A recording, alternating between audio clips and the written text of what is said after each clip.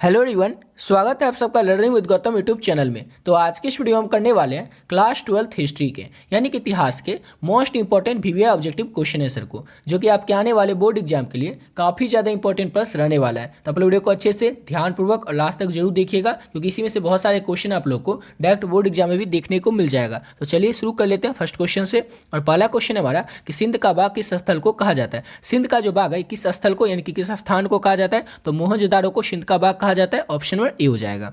Next question है हमारा, युगल सावधान के साक्ष्य कहां से मिले। साक्ष्य यानी कि सबूत युगल सावधान के जो है कहां से मिले, तो लोथल से मिले। ऑप्शन नंबर डी हो जाएगा। और लोथल कहां पे स्थित है, तो लोथल जो है गुजरात में स्थित है। अगला क्वेश्चन है हमारा, सभ्यता का समाज कैसा था। तो सभ्यता का जो समाज था ये मात्र प्रधान समाज था। ऑप्शन नंबर इसका ए हो जाएगा। नेक्स्ट क्वेश्चन करते हैं। अगला क्वेश्चन हमारा, सिंधु वासियों के प्रमुख देवता कौन थे। सिंधु वासियों यानी कि सिंधु सभ्यता के जो लोग थे उनके प्रमुख देवता कौन थे, तो पशुपति महादेव जो थे ये सिंधु वासियों के प्रमुख देवता थे। ऑप्शन नंबर सी हो जाएगा। अगला क्वेश्चन हमारा, सभ्यता के किस स्थल का शाब्दिक अर्थ होता है मृतकों का टीला। तो मोहनजोदाड़ो का शाब्दिक अर्थ होता है मृतकों का टीला। ऑप्शन नंबर ए हो जाएगा।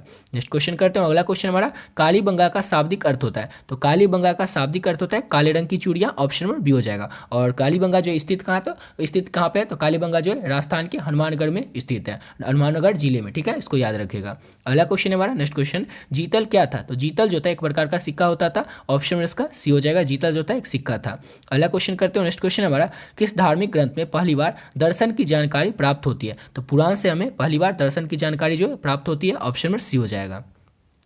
अगला क्वेश्चन हमारा, कर्मण्य वाधिकारस्ते माँ फलेसु कदाचना श्रीमद् भगवद गीता के किस अध्याय में वर्णित है। तो ये किस अध्याय में वर्णित है, चार ऑप्शन में सबको बताना है कि प्रथम अध्याय में, द्वितीय अध्याय में, या फिर तृतीय अध्याय में, या फिर चौथे अध्याय में। तो ये श्रीमद् भगवद गीता के द्वितीय अध्याय में वर्णित किया गया। ऑप्शन नंबर बी हो जाएगा। कर्मण्य वाधिकारस्ते माँ फलेसु कदाचना को श्रीमद् भगवद गीता के दूसरे अध्याय में वर्णित किया गया। ऑप्शन नंबर बी हो जाएगा।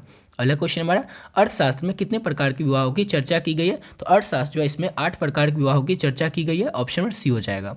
अगला क्वेश्चन हमारा, किस विवाह में कन्या उच्च कुल एवं वर जो होते हैं वो निम्न कुल के होते हैं। वो कौन सा विवाह होता है जिसमें कि कन्या जो होती है वो उच्च कुल की होती है और वर जो होता है निम्न कुल का होता है यानी कि निचले कुल का होता है। तो ये होता है प्रतिलोम विवाह में। ऑप्शन नंबर इसका बी हो जाएगा। अगला क्वेश्चन कर लेते हैं। और नेक्स्ट क्वेश्चन है हमारा, प्रेम विवाह किस श्रेणी में आता है। तो प्रेम विवाह जो होता है ये गंधर्व विवाह की श्रेणी में आता है। ऑप्शन नंबर इसका सी हो जाएगा। अगला क्वेश्चन करते हैं। और नेक्स्ट क्वेश्चन है हमारा, ऋग्वेदिक काल के प्रमुख देवता कौन थे। ऋग्वेदिक काल के प्रमुख देवता जो थे यानी कि ऋग्वेदिक काल के जो लोग थे उनके प्रमुख देवता कौन थे, तो इंद्र भगवान थे। ऑप्शन इसका ए हो जाएगा। अगला क्वेश्चन कर लेते हैं। और नेक्स्ट क्वेश्चन है हमारा, वैदिक ग्रंथों में पुरंदर किसे कहा गया। तो वैदिक ग्रंथों में पुरंदर जो है इंद्र को कहा गया यानी इंद्र भगवान को कहा गया। ऑप्शन इसका डी हो जाएगा। अगला क्वेश्चन हमारा, ऋग्वेदिक काल का समय क्या था। ऋग्वेदिक काल का समय जो था वो कब से कब तक का था। तो ऋग्वेदिक काल का जो समय था ये 1500 से लेकर के 1000 तक ईसा पूर्व तक का समय था। ऑप्शन इसका ए हो जाएगा। अगला क्वेश्चन करते हैं। और नेक्स्ट क्वेश्चन हमारा, किस धार्मिक ग्रंथ में को जंगल का किताब कहा गया। किस धार्मिक ग्रंथों को जंगल का किताब कहा गया। तो अरण्यक को, किसको, तो अरण्यक को जंगल का किताब भी कहा गया। ऑप्शन नंबर डी हो जाएगा। अगला क्वेश्चन हमारा, अंगराज जो है ये आधुनिक बिहार के किस जिले में आता है। अंगराज जो है जो कि महाभारत के समय था अंगराज, तो अंगराज जो है आधुनिक बिहार के यानी कि अभी के समय के बिहार के किस जिले में पड़ता है, तो भागलपुर में पड़ता है अभी के समय में। ऑप्शन नंबर बी हो जाएगा। अगला क्वेश्चन है, बिंबिसार का संबंध किस वंश से था। तो बिंबिसार जो था ये हर्यक वंश का था शासक। ऑप्शन इसका डी हो जाएगा। नेक्स्ट क्वेश्चन कर लेते हैं। और अगला क्वेश्चन है हमारा, मौर्य वंश की स्थापना के पूर्व मगध पर किस वंश की सत्ता थी। पहले जो मौर्य वंश की स्थापना हुई, जो कि मौर्य वंश के संस्थापक कौन थे, तो चंद्रगुप्त मौर्य थे। तो मौर्य वंश की स्थापना से पहले यानी कि पूर्व मौर्य वंश की स्थापना से पहले मगध पर किस वंश की सत्ता थी, यानी कि कौन सा वंश का शासक था, वो शासन कर रहा था मौर्य वंश पर वहाँ पे मगध पे। तो किस वंश का, तो नंद वंश का। ऑप्शन इसका बी हो जाएगा। क्वेश्चन था कि मौर्य वंश की जो स्थापना हुई थी उससे पूर्व मगध पर किस वंश की सत्ता थी, तो नंद वंश की सत्ता थी। ऑप्शन बी हो जाएगा। अगला क्वेश्चन है, जरासंध का संबंध किस वंश से था। तो जरासंध जो था ये बृहदत्त वंश से था। ऑप्शन इसका बी हो जाएगा। नेक्स्ट क्वेश्चन कर लेते हैं। और अगला क्वेश्चन हमारा, घटोत्कच किसका पुत्र था। तो इसका आंसर आप लोग को ऑलरेडी पता ही होगा। घटोत्कच जो था वो भीम का पुत्र था। ऑप्शन नंबर ए हो जाएगा। नेक्स्ट क्वेश्चन हमारा, इनमें से कौन नालंदा विश्वविद्यालय में शिक्षा ग्रहण किया था। चार ऑप्शन से आपको बताना है कि इन चारों में से कौन जो था वो नालंदा विश्वविद्यालय में शिक्षा ग्रहण किया था। तो हैंसोंग जो था नालंदा विश्वविद्यालय में शिक्षा ग्रहण किया था। ऑप्शन नंबर बी हो जाएगा।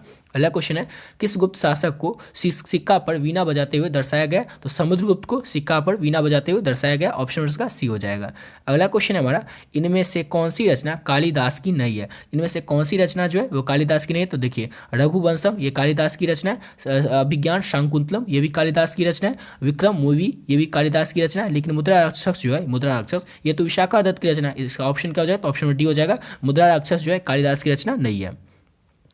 अगला क्वेश्चन है अशोक के अभिलेखों में कौन सी लिपि का प्रयोग किया गया। अशोक के जो अभिलेख है उसमें किस लिपि का प्रयोग किया गया। तो अशोक के जो अभिलेख है उसमें लिपि जो है वो खरोष्टी लिपि का प्रयोग किया गया, ब्राह्मी लिपि का प्रयोग किया गया और अरामाइक लिपि का भी प्रयोग किया गया। यानी कि ऑप्शन में डी हो जाएगा। इन तीनों लिपि का प्रयोग किया गया अशोक के अभिलेखों में, ऑप्शन में डी हो जाएगा। अगला क्वेश्चन हमारा कि जीवक कहाँ का रहने वाला था। जीवक जो था ना ये कहाँ का रहने वाला था। तो जीवक का रहने वाला कहाँ पर का था। जीवक पहले था क्या, तो जीवक एक वैद्य था, ठीक है ना। लेकिन ये रहने वाला कहाँ का था, तो ये राजगिरी का रहने वाला था, ऑप्शन इसका डी हो जाएगा। और याद रखिएगा कि जीवक जो था एक वैद्य था। अगला क्वेश्चन हमारा, और देखिए अभी तक आप लोग इस पीडीएफ को नहीं लिए तो आप लोग इस पीडीएफ को ले सकते हैं। ऑलरेडी बहुत सारे बच्चे जो इस पीडीएफ को ले लिए। ये पीडीएफ आप लोग के आर्ट्स का सब्जेक्ट जो भी होगा उस सभी पीडीएफ आप लोग को इस पीडीएफ में मिल जाएगा। जो भी आपका आर्ट्स सब्जेक्ट होगा ना उस सभी 5 सब्जेक्ट का पीडीएफ आप लोग को मिल जाएगा। और लेना किस तरह से तो वो भी बता देते हो। पहले तो ये समझ लीजिए कि आपका जो भी सब्जेक्ट होगा ना सभी सब्जेक्ट का पीडीएफ आप लोग को मिलेगा। और उसमें आपको ऑब्जेक्टिव और सब्जेक्टिव दोनों मिलेगा। आपका 5 सब्जेक्ट आपका कुछ भी हो सकता है, चाहे आपका हिंदी हो, हिस्ट्री हो, पॉलिटिकल साइंस हो, इंग्लिश हो, ज्योग्राफी हो, म्यूजिक हो, होम साइंस हो, साइकोलॉजी हो, सोशियोलॉजी, इकोनॉमिक्स हो, इसी 10 में से कोई आपका 5 सब्जेक्ट होगा। इस 5 सब्जेक्ट का जो पीडीएफ होगा आप लोग को मिल जाएगा। और इसमें आप लोग को इंपॉर्टेंट ऑब्जेक्टिव क्वेश्चन और इंपॉर्टेंट सब्जेक्टिव क्वेश्चन दिया गया। जैसे एक एग्जाम्पल के तौर पर बात करें तो हिस्ट्री में टोटल चैप्टर कितने हैं, तो हिस्ट्री में टोटल चैप्टर है 15। तो 15 चैप्टर के जो भी इंपॉर्टेंट ऑब्जेक्टिव क्वेश्चन हो या इंपॉर्टेंट सब्जेक्टिव क्वेश्चन हो, यानी कि लघु उत्तरीय या दीर्घ उत्तरीय प्रश्न हो जो कि आपके आने वाले बोर्ड एग्जाम के लिए इंपॉर्टेंट हो, उन सभी प्रश्नों को इसी वीडियो में इस पीडीएफ में ऐड कर दिया। तो आप लोग इस पीडीएफ को ले सकते हैं। ऑलरेडी बहुत सारे बच्चे जो इस पीडीएफ को ले लिए। पीडीएफ को लेना किस तरह से, तो ये देखिए पीडीएफ का जो प्राइस है वो 25 रुपीज ही है और रखे हुए 25 रुपीज जो है इसमें आपको एक सब्जेक्ट का पीडीएफ नहीं मिलेगा। जो भी आपका 5 सब्जेक्ट होगा उस 5 सब्जेक्ट का पीडीएफ मिलेगा। चाहे आपका सब्जेक्ट इस 10 में से कुछ भी हो सकता है, वो उस 5 सब्जेक्ट का जो पीडीएफ होगा आप लोग को मिल जाएगा। तो आप लोग भी ले सकते हैं। ऑलरेडी बहुत सारे बच्चे जो इस पीडीएफ को लेकर के अच्छे तरीके से तैयारी कर रहे हैं। आप लोग भी लेकर के अपने एग्जाम की तैयारी जो है बहुत ही कम समय और बहुत ही बढ़िया तरीके से कर सकते हैं। लेना किस तरह से, तो ये देखिए नंबर है 7903820891। इस नंबर को जैसे आप लोग फोन पे, गूगल पे या पेटीएम में डालिएगा तो नाम आ जाएगा गौतम खौर। उसमें आपको क्या करना है, 25 रुपये डाल देना, उसका स्क्रीनशॉट टेक करके आप लोग को इसी नंबर के व्हाट्सएप पे भेज देना। और आपका जो भी 5 सब्जेक्ट होगा आप लोग 5 सब्जेक्ट बता दीजिएगा और आप लोग को जो पीडीएफ होगा वो मिल जाएगा। ठीक है, बढ़ते अपने अगले क्वेश्चन की ओर। अगला क्वेश्चन हमारा जीवक की ख्याति किस रूप में थी। तो अभी ऊपर ही आपको बताए थे कि जीवक जो था एक प्रसिद्ध वेद था, यानी कि ऑप्शन उसका बी हो जाएगा। अगला क्वेश्चन कर लेते हैं। और नेक्स्ट क्वेश्चन हमारा, इनमें से कौन साम्राज्यवादी इतिहासकार है। 4 ऑप्शन आपको बताना है साम्राज्यवादी इतिहासकार कौन है। तो मोरोलैंड जो है ये साम्राज्यवादी इतिहासकार है, ऑप्शन उसका बी हो जाएगा। अगला क्वेश्चन हमारा, किसके काल में स्थापत्य कला का स्वर्ण युग था। किसके काल में ना स्थापत्य कला का स्वर्ण युग था। तो शाहजहां के काल में स्थापत्य कला का स्वर्ण युग था, ऑप्शन में सी हो जाएगा। अगला क्वेश्चन हमारा, 2.5 दिन का झोपड़ा क्या था। 2.5 दिन का जो झोपड़ा था जिसका निर्माण करवाया गया था कुतुबुद्दीन ऐबक के द्वारा, ये था क्या, तो एक मस्जिद था, यानी कि ऑप्शन इसका सी हो जाएगा। अगला क्वेश्चन कर लेते हैं। और नेक्स्ट क्वेश्चन है हमारा, जजिया किससे लिया जाता था। तो जजिया जो था ये जिमीमियो से लिया जाता था, ऑप्शन इसका डी हो जाएगा। नेक्स्ट क्वेश्चन है हमारा, कौन सा मुगल शासक एक कवि भी था। कौन सा मुगल शासक जो था वो एक कवि भी था। तो बाबर जो था एक कवि भी था, ऑप्शन उसका ए हो जाएगा। 4 ऑप्शन सबको बताना था कि कौन सा मुगल शासक जो था ये एक कवि भी था। कौन था, तो बाबर जो था एक वो कवि भी था, ऑप्शन उसका ए हो जाएगा। अगला क्वेश्चन कर लेते हैं। नेक्स्ट क्वेश्चन है, बीरबल का वास्तविक नाम क्या था। तो बीरबल का वास्तविक नाम जो था वो महेश दास था, ऑप्शन उसका डी हो जाएगा।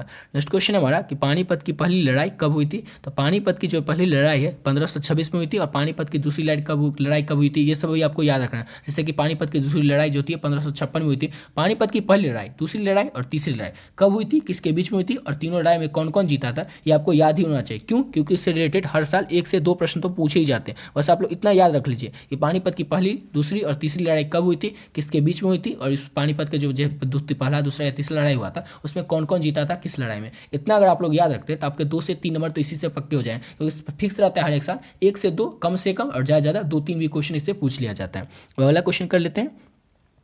और नेक्स्ट क्वेश्चन है हमारा, किस मुगल बादशाह को आलमगीर के नाम से जाना जाता था। वो कौन सा मुगल बादशाह है जो कि आलमगीर के नाम से भी जाना जाता था। तो औरंगजेब जो था ये आलमगीर के नाम से भी जाना जाता था, ऑप्शन में डी हो जाएगा। अगला क्वेश्चन है, महात्मा बुद्ध के बचपन का नाम क्या था। महात्मा बुद्ध जो थे इनके बचपन का नाम था सिद्धार्थ, ऑप्शन इसका बी हो जाएगा। नेक्स्ट क्वेश्चन है हमारा, तुजक ए बाबरी किसने लिखा है। तुजक ए बाबरी जो है ये बाबर ने ही लिखा है, ऑप्शन इसका ए हो जाएगा। नेक्स्ट क्वेश्चन है हमारा, सुलह ए कुल का शाब्दिक मतलब होता था। तो सुलह ए कुल का शाब्दिक मतलब होता था सार्वभौमिक शांति, यानी कि ऑप्शन में सी हो जाएगा। अगला क्वेश्चन है, विजयनगर के शासक अपने आप को कहते थे। तो विजयनगर के जो शासक थे वो अपने आप को क्या कहते थे, तो अपने आप को राय कहते थे, ऑप्शन इसका ए हो जाएगा।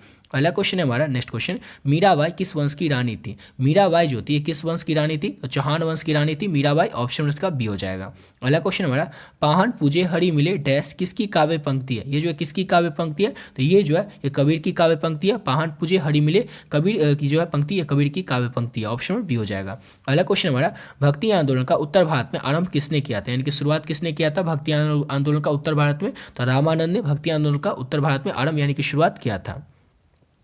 अगला क्वेश्चन है संत कबीर का जन्म कहाँ हुआ था। संत कबीर जो थे इनका जन्म कहाँ हुआ था, तो वाराणसी में संत कबीर का जन्म हुआ था। ऑप्शन नंबर बी हो जाएगा।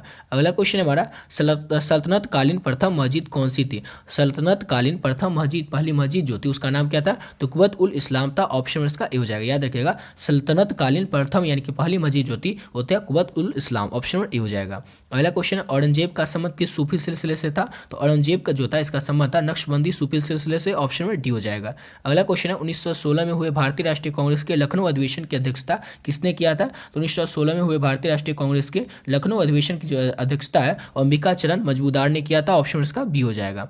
नेक्स्ट क्वेश्चन है हमारा मुद्रा राक्षस किसने की रचना जो है किसकी है, तो ऊपर ही हम लोग देखे थे कि कौन सी रचना कबीरदास की नहीं है, तो उसमें जो मुद्रा राक्षस था वो बताए थे ना कि मुद्रा राक्षस जो था विशाखा दत्त की रचना था, यानी कि ऑप्शन क्या हो जाएगा, तो ऑप्शन उसका बी हो जाएगा। अब अगला क्वेश्चन हमारा अमूर्त माल्यवाद किसने लिखा है, इसको किसने लिखा अमूर्त माल्यवाद को, तो इसको जो है कृष्णदेव राय ने लिखा है। ऑप्शन उसका डी हो जाए। इसके लेखक जो है कृष्णदेव राय है।